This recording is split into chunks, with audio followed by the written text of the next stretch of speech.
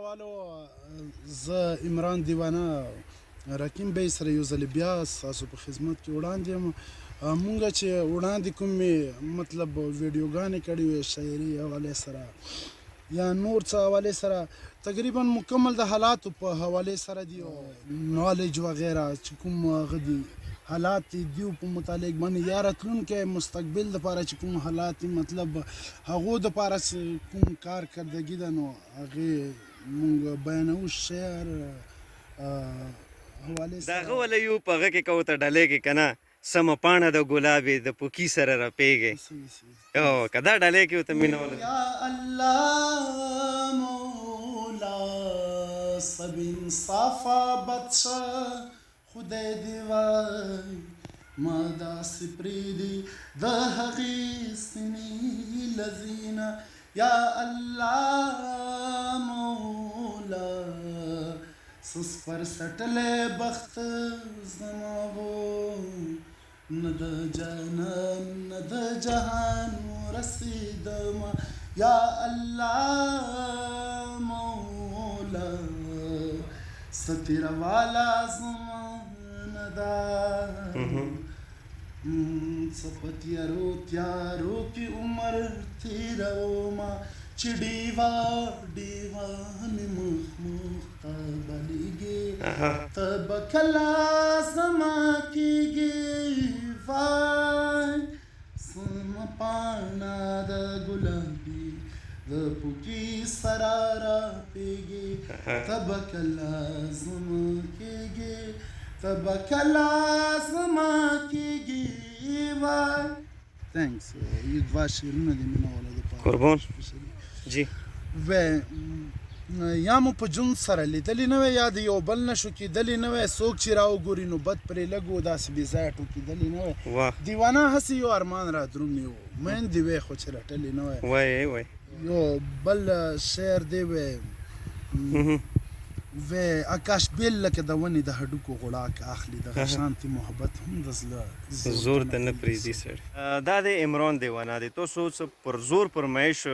هغه په واجب باندې راغلم کافي د تنقید نشانه زه هم خلکو جوړ کړلم چې یاره تو پیسې په دغه نه ګټلي نن دې زبني تاسو اورېدلو چې مو په دې باندې پیسې ګټلې دي یا دینه مو خپله پیدا ترلاسه کړي دي یا دا سړی یو چې مقام ته څه حده پورې رسېدلی نه دی دې چې کوم چینل دی د دې په وړاندې درته یم د دې والد صاحب سره جیمیل ورسره دی پسورډ یې ورسره دی د دې یو ورور دی نظیر نومیږي تاسو چې کوم مشر ورور دی هغه سره یې ورسره دی رحمن الله نومیږي یو کشر ورور دی هغه سره د دې ورسره دی او چې څومره هم د دې مینهوال دي د دې کتونکي دي هغو ته زه د برمله طور باندې خبره کوم ځکه چې دې نه بعد هغه خبره چې مو بالکل بېجامو شو ورکې په خبرې ورسېدې مو خو دغه کولو همدغې دپاره مو کولو چې یاره د کور مې یو قیمتي کاس دی د کور مې نما په دغه سړي باندې روشن کېدی شي الحمدلله ما شونتې وشولو بل ها مینهوال یې جوړ شو نن مینهوال دې ته ما مخامخ تاسو په مخ کې ویلو چې ته چې کوم ځورېږې دی تو سره سره دی تو مینهوال هم ځورېږي او بلکې هغه تمه کوي چې یاره مو دپاره به څه ریکارډ کړي او دې حده پورې تو دپاره چې یاره څه علاج دپاره وي یا کوم ځای ته تاګ وي څه وي هغه موږ هر څه ورسره کوو زه ورته راغلم نن د دې حالات د دې هر څه تاسو ولیدلو الحمدلله څه نه څه حده پورې ټیک دی داسې نه دی خو بیا هم څه د دې خوښه وي د دې مرضي وي په ورسېدې علاج دپاره تو ته څه مسله شته نه نه کوئی مسله نه یا ابھی تو هېڅ مسله نشته دی ښه